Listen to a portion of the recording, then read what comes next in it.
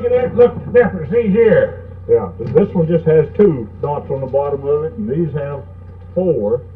I don't think that means anything. I don't believe these. No, mean nothing. I don't think these dots on the bottom mean anything. I've been told by a lot That of dots people. won't mean nothing. Now this A one friend of mine has 2. told me he wrote the company. Levi Garrett and Son Snuff. Man, it still smells snuff. Woo! You know, you hold that lower lip out, you fill it full of snuff, and then you pull it back in like that.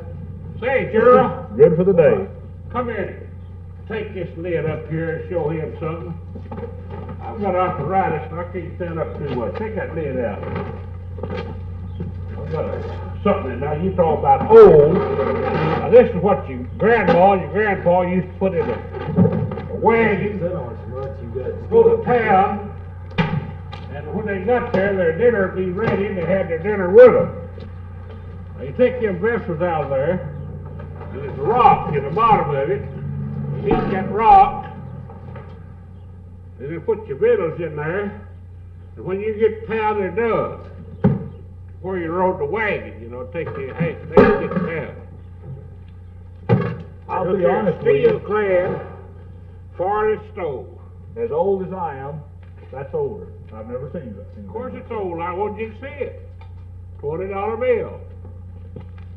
The man in the blue cap is A.B. Pinnell, a 67-year-old former railroad man who had amassed an amazing 47 years as a train dispatcher, telegraph operator, and depot agent until he retired a couple of years ago. The railroad had been a relatively good life for Pinnell. It had taken him around the country, provided him with a secure life, and introduced him to something called Old Tucson, a one-time movie set that he helped develop into quite an attraction by restoring some of the old buildings. But Pinnell's son Ben, a young real estate speculator with a prosperous business, wanted his father to work with him here in Dallas. And one of the jobs the elder Pinnell ended up doing here was something he'd been enjoying for a number of years anyway. That was to collect artifacts to decorate some new clubs, the Sports Page and the Annex here in Dallas, and a not yet opened club in Houston that his son and their partners had acquired. What do you do to make a club different? We went out here and tore down an old barn and lined the walls with barnwood. Now on that barnwood we put every type of artifact from the farm of pre-1920. Then I got out and raked up a bunch of old railroad lanterns and electrified them and used them to very good advantage for lighting on this barnwood. In the back of my mind, I wanted to use this as a attention getter, kind of like the Lord lit the bush, you know, to get Moses' attention.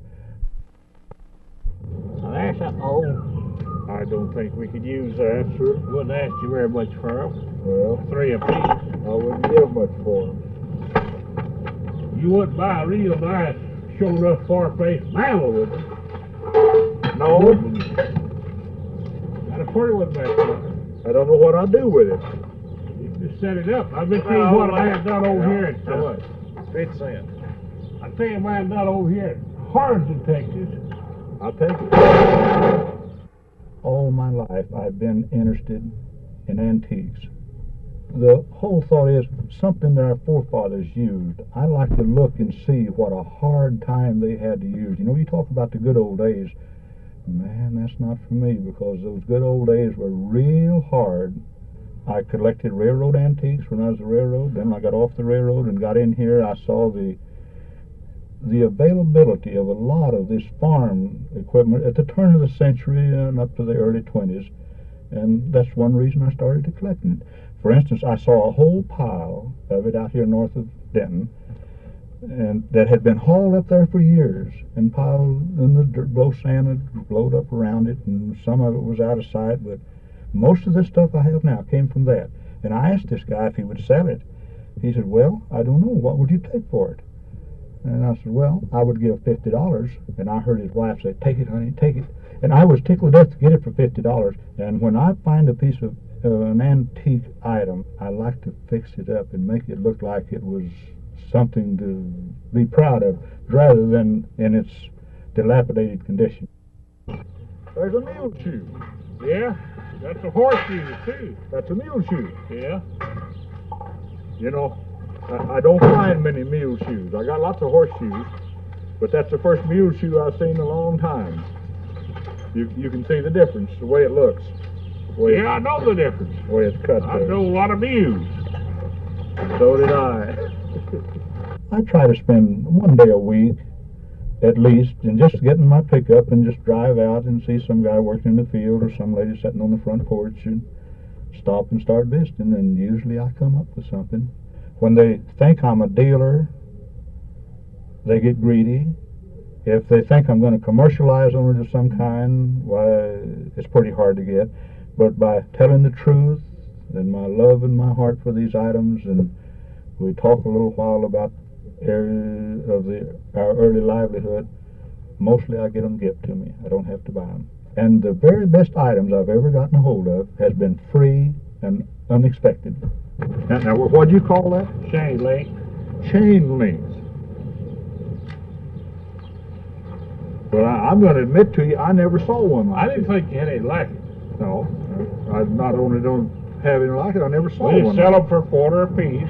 18 inches are what we get for them. Well, let's look into that barbed wire situation there and see if we A can. lot of them gets $1 a piece for them. I sell them for a quarter. I've seen them as high as $5 a piece. Yeah. I ain't trying to rob nobody though.